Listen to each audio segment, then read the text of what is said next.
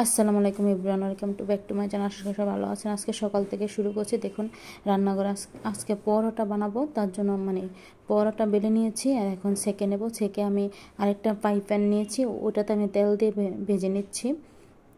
দেখুন আমি অবশ্যই এইভাবেই পরোটাটা করি, আমার কাছে এইভাবে করতে সুবিধা হয়, নাহলে পরোটাটা আমার কাঁচা থেকে যায়। তার জন্য আজকে আমরা পরোটা খাবো, দুধ চা দিয়ে। আমরা অন্য কিছু তৈরি করিনি, ভাজি বা ডিম এগুলো কিছু ভেজে নেব না বা পোস্ট করে নেব না। আমরা শুধু দুধ চা দিয়ে পরোটা খাবো। দেখুন আমার পরোটাগুলো আমি বেলে নিয়েছি, তবে আমি গোল করে না, আমার পরোটাগুলো চারকোনার সিস্টেমে হয়েছে। যে আমি এখন ভেজে নিচ্ছি একে একে সবগুলা। এই যে দেখুন ভাজা হয়ে গেছে। এখন আমরা ডাইনিং রুমে চলে আসছি। এই দেখুন আমরা চা নিয়েছি, চা দিয়ে আমরা পরোটাটা খেয়ে নেব। তবে পরোটাটা আমার কাছে চা দিয়ে খেতে ভালো লাগে, বিশেষ করে আমাদের কাছে, তার জন্য আমরা চা দিয়ে খেয়ে নিই, তারপরে রান্না করে নেব। তবে আমার মোবাইলটা আবার ডিস্টার্ব দেয়, তার জন্য ক্যামেরা হয়তো বন্ধ হয়ে আসছে বা কালো দেখাচ্ছে ভিডিওগুলোতে। যে নাস্তা করার পরে আম্মা নানার বাড়িতে যাবে, সেটা বলছিল যে আমার মামারা আসছে ঢাকার থেকে, মামি সহ, তার জন্য দেখা করতে যাবে, সেটা বলছিল। নাস্তা খাওয়াই দেখুন রান্নাঘরে চলে আসছি। আজকেও দেশি মুরগি রান্না করব, তবে এটা একটু বড় ছিল, এটা ডিমওয়ালা দেশি মুরগি ছিল, তার জন্য এটা হালকা করে বেজে নিচ্ছি। আগের ভিডিওতে হয়তো আপনারা দেখেছেন আমি মুরগি বেজে রান্না করি। এই যে দেখুন আমার ডাইনিংটা দেখা যাচ্ছে, এই জায়গায় আমি আসছিলাম নেব নর্মাল থেকে আদা রসুন নেব বক্স। আর ওই যে আমার আলুগুলো দেখা যাচ্ছিলো, অবশ্য আমি ওই রুমে আলু বিছিয়ে রাখি, আগের ভিডিওতে বলেছি। এই দেখুন আমি এখন ফ্রিজের কাছ থেকে আমি আদা রসুনের বক্সটা বের করে নিচ্ছি। যে দেখুন আমার ডাইনিংটা দেখা যাচ্ছে এই জায়গায়। আজকে না অনেক রৌদ্র উঠেছে, এই যে দেখা যাচ্ছে অনেক রৌদ্র আছে, তার জন্য বললাম। এই দেখুন আমার চুলাতে ভাত বসানো আছে, ভাতটা হয়ে গেলে তারপর আমি তরকারিটা বসিয়ে দেব। আর বাইরে একটু বাতাসও আছে, তার জন্য বললাম। এই যে দেখুন আমি এখন প্যানে গরম মশলা দিয়ে দিলাম, দারচিনি, এলাচ, তেজপাতা, লং, ওগুলো দিয়ে দিলাম আমি। তারপরে আমি পেঁয়াজ দিয়ে দেব। আর এই জায়গায় এই সাইডটা দিয়ে না ক্যামেরাতে একটু কালো দেখাচ্ছে, বললামই তো ভিডিওতে আমি প্রথমেই যে মোবাইলটা আবার সমস্যা দিচ্ছে, তার জন্য ক্যামেরা বন্ধ হয়ে যাচ্ছে, ক্যামেরা অন হচ্ছে না, তার জন্য। এই যে দেখুন আমি পেঁয়াজটা দিয়ে দিচ্ছি, এখন ভালো করে ভেজে নেব পেঁয়াজটা দিয়ে। এই যে আমার এখন ভাতটা হয়ে গেছে, এখন ভাতটা আমি নামিয়ে নেব, ভাতটা মার গেলে ফেলবো, তার জন্য বললাম। এই যে দেখুন পেঁয়াজটা ভাজা হয়ে গেছে, আমি এই পর্যায়ে আদা রসুন বাটা দিয়ে দেবো। আমার হলুদ মরিচের কৌটাগুলো একটু দূরে থাকে, র্যাকের উপরে, তার জন্য মশলাগুলো নিয়ে দিতে সমস্যা হয়ে যায়, কারণ চুলার সাইডে রাখা যায় না। দেখুন বাইরেটা দেখা যাচ্ছে, জানলা দিয়ে বাইরে বাতাস আছে দেখা যাচ্ছে। আর এই যে দেখুন আমি এখন মশলাটা দিয়েছিলাম আদা রসুন বাটা, এখন আমি গুঁড়া মশলা দিয়ে দেবো। জিরার গুঁড়ি এবং ধনিয়ার গুঁড়ি পরিমাণ মতো দিয়ে দিচ্ছি। দেখুন মশলাটা আগেই বলেছি নিয়ে নিতে সাইডে রাখা যায় না, তার জন্য একটা দিয়ে আরেকটা লইতে হয়। এই যে দেখুন আমি পরিমাণ মতো এখন হলুদের গুঁড়া দিয়ে দেব। হলুদের গুঁড়া দেওয়ার পরে এখন আমি পরিমাণ মতো মরিচের গুঁড়ি দিয়ে দেব। এই যে আমি এখন মরিচের গুঁড়ি দিয়ে দিচ্ছি। তো মরিচের গুঁড়িটা আমার লাল, তার জন্য, তবে ঝাল হয় না তরকারিটা। এই দেখুন মশলাটা একটু ভালো করে মিশিয়ে নেব, যাতে মশলাটা পোড়া না যায়। এখন আমি নুন দিয়ে দেবো, এই পর্যায়ে আমি লবণ দিয়ে দেব। যে আমি এখন পরিমাণ মতো লবণ দিয়ে দিচ্ছি, তবে মাংসটার সাথে লবণ দিয়ে ভেজেছিলাম, তার জন্য লবণটা একটু বুঝে শুনিয়ে দিয়েছি। যে দেখুন আমি পানি দিয়েছি অল্প মশলাটা কষানোর জন্য। এখন আমি ঢাকনা দিয়ে মশলাটা কিছুক্ষণ কষিয়ে নেব। যে দেখুন মশলাটা কষানো হয়ে গেছে, মশলার থেকে আমার তেল ছেড়ে দিয়েছে। এখন আমি আর একটু নেড়ে নেব, যাতে মশলাটা না লেগে যায়, তার জন্য। এই পর্যায়ে আমি দেখুন মশলাটা হয়ে গেছে।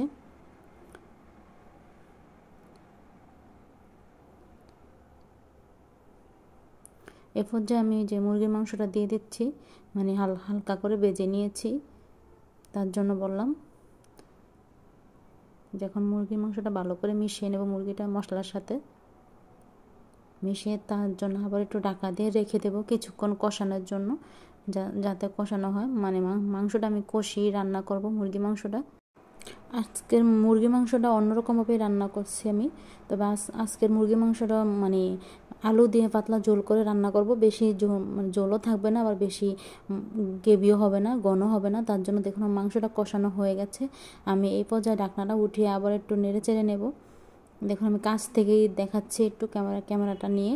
তবে এই জায়গায় না আমার ক্যামেরাটা অনেকবার বন্ধ হয়ে গিয়েছিল, তার জন্য আবার একটু কালো কালো আসছে, যে দেখলাম ভয়েস ওভার দিতে গিয়ে দেখছি যে একটু কালো আসছে, তার জন্য বললাম ক্যামেরাটা ডিস্টার্ব দিয়েছিল। দেখুন আমি আবার একটু ঢাকা দিয়ে রেখে দেবো কিছুক্ষণের জন্য, ভালো করে কষানোর জন্য। দেখুন আমার কষানোটা হয়ে গেছে, এখন ঢাকনাটা তুলে নিচ্ছি। ঢাকনাটা তুলে নিয়ে আবার একটু নেড়ে চেড়ে নেব যাতে না লেগে যায়। আজকেও আবার খাওয়া দাওয়ার পরে মোবাইলটা ঠিক করতে যেতে হতে পারে মার্কেটে, তার জন্য। দেখুন মাংসটা ভালো করে কষানো হয়ে গেছে। এখন আমি এখন আলুটা দিয়ে দেবো। যখন আমি এই জায়গায় আলু মানে ছুলে রেখেছি, তবে আনাম আলু মানে ছোট আলুগুলো, এই যে দেখুন আমি আলুগুলো এখন দিয়ে দেব। আলুগুলো দিয়ে আমি ভালো করে কষাবো। তবে এই পর্যায়ে আমি আর কোনো লবণ মরিচ কিছু অ্যাড করব না, কারণ মশলার সাথে দেওয়া আছে।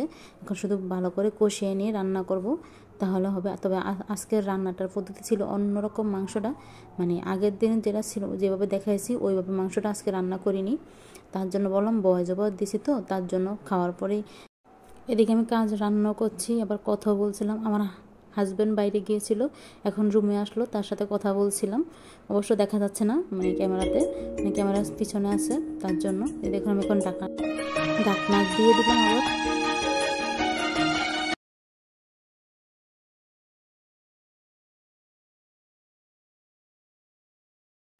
এই পর্যায়ে আমি ভালো করে নেড়ে চেড়ে তারপর একটু পানি দিয়ে দেবো। মানে আমি যতটুকু তরকারির ঝোলটা রাখতে চাই সেটা বুঝে আমি পানিটা দেবো। দেখুন আমার আরেকটু ঝোল লাগবে, তার জন্য পানিটা দিয়ে দিলাম। তবে আমি একবারে বেশি মানে গ্রেভিও বুনও করবো না, আবার একবার বেশি পাতলা ঝোলও রাখবো না, পরিমাণ মতো রাখবো। তার জন্য আমি এখন ঝোলটা দিয়ে এখন ঢাকনাটা দিয়ে দিচ্ছি।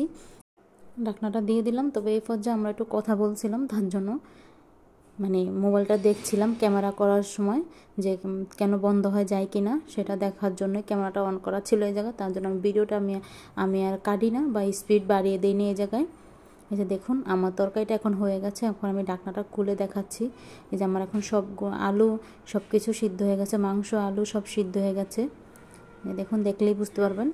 আমি আর বেশিক্ষণ রান্না করব না, এ পর্যায়ে আমি নামিয়ে নেব। তবে আমার হাজব্যান্ডকে খাওয়ার জন্য দিয়েছিলাম, তবে উনি বললো যে মাংসটা একটু সিদ্ধ হবে, তার জন্য আবার একটু গরম পানি দিয়ে দিলাম। মানে মাংসটা সেরকমভাবে সিদ্ধ হয়নি, হাত দিয়ে ছিঁড়ে খাওয়ার মতো, তার জন্য আবার একটু গরম পানি দিয়ে দিচ্ছি যাতে ভালো করে সিদ্ধ হয়, কারণ মুরগিটা অনেক মুরগি ছিল, ডিমওয়ালা মুরগি, তার জন্য। আমি না এই পর্যায়ে খাওয়ার ভিডিওটা করতে পারিনি, কারণ চাঁদপুর যাওয়া লাগছে, মোবাইলটা বন্ধ হয়ে গেছিলো। চাঁদপুর গিয়ে দেখলাম শহীদ মিনারে মেলা হয়, তার জন্য একটু ভিডিও করলাম। তবে ওইটা ভিডিওতে আপনারা দেখতে পারবেন।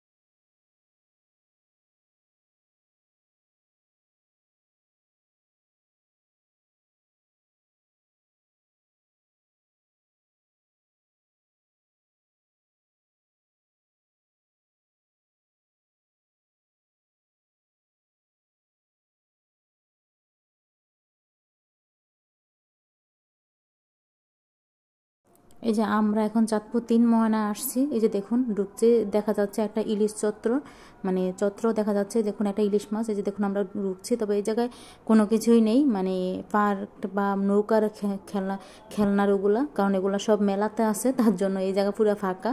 আমরা একটু যাইতে যাতে ভিডিও করছিলাম, যে দেখুন দেখতেই পাচ্ছেন আপনারা। তবে হ্যাঁ আমি না ক্যামেরার সামনে ছিলাম না, ক্যামেরা করছিলাম, তার জন্য ক্যামেরার সামনে যেতে পারিনি। দেখুন আমি আর আমার হাজব্যান্ড আসছিলাম, মোবাইলটা ঠিক করে দেখলাম যে ভিডিও হয় কি না, তার জন্য, যে আবার কোনো ক্যামেরাতে সমস্যা দেয়নি, তার জন্য একটু চেক করতে আসলাম।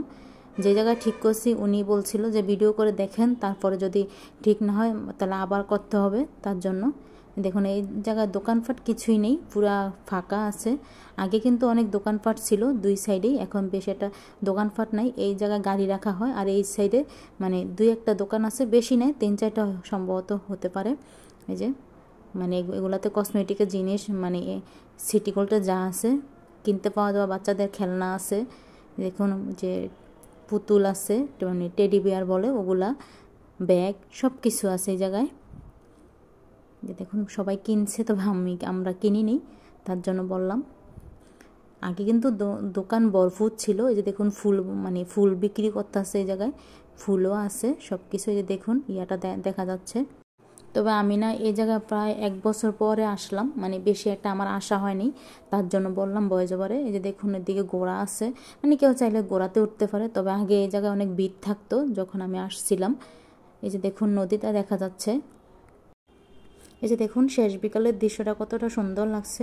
তবে আগে ওই জায়গায় বসতাম যাইয়া, তবে এখন নামতে পারি না, মানে অনেক খাড়া ছিল, তার জন্য ভয় লাগে আমার কাছে, তার জন্য আমরা নামি না। তবে আমরা নৌকাতে কখনো উঠি না, বা আমি চরে যাই না। এই জায়গা থেকে মানে মিনি কক্সবাজার বলে যে চরে নিয়ে যায়। আর দেখুন সূর্যটা কত সুন্দর দেখাচ্ছে। দেখুন সবাই পাড়ে গিয়ে ছবি তুলছিল নদীর কিনারে, মানে ইয়াতে সেলাফের যায়া।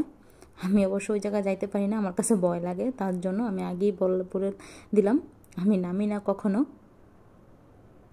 সবাই অনেক আনন্দ করছে, ঘুরছে। যে আমরা একটু ভিডিও করলাম এই জায়গায়। দেখুন কতটা খাড়া, নামতে অনেকটা রিস্ক আছে এই জায়গায়। আমাদের পিছনের সাইডটাতে না অনেক ধরনের খাবারের দোকান আছে, তবে আমি ওগুলো ভিডিও করিনি। আমরা শুধু এই জায়গাটায় ভিডিও করছি, নদীর ইয়াগুলা।